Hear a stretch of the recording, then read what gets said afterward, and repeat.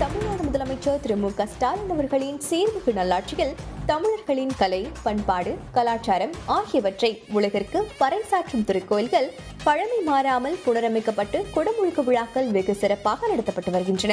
இந்த அரசு பொறுப்பேற்ற பின்னர் 1000வது குடமுழுக்கு சென்னை மேற்கு மாம்பலம் அருள்மிகு காசி விஸ்வநாதர் திருக்கோயிலிலும், 2000வது குடமுழுக்கு மயிலாடுதுறை மாவட்டம் தரங்கம்பாடி அருள்மிகு வீரட்டேஸ்வரர் திருக்கோயிலிலும், 3000வது குடமுழுக்கு நாகப்பட்டினம் மாவட்டம் திருப்புகலூர் அருள்மிகு அக்னீஸ்வரர் சுவாமி திருக்கோயிலிலும் பக்தர்களின் பெரும் பங்கேற்புடன் வெகு விமர்சையாக நடத்தப்பட்டன.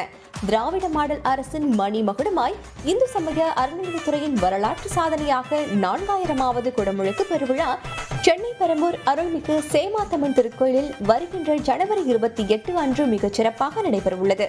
அன்னை தமிழில் வேத மந்திரங்கள் முழங்க இறை அன்பர்கள் பங்கேற்கும் இப்பெருவிழாவில் அனைவரும் கலந்து கொண்டு இறை அருள் பெற அன்போடு அழைக்கின்றோம். உடனுக்குடன் செய்திகளை தெரிந்து கொள்ள சன் நியூஸ் பெல் ஐகானை கிளிக் பண்ணுங்க.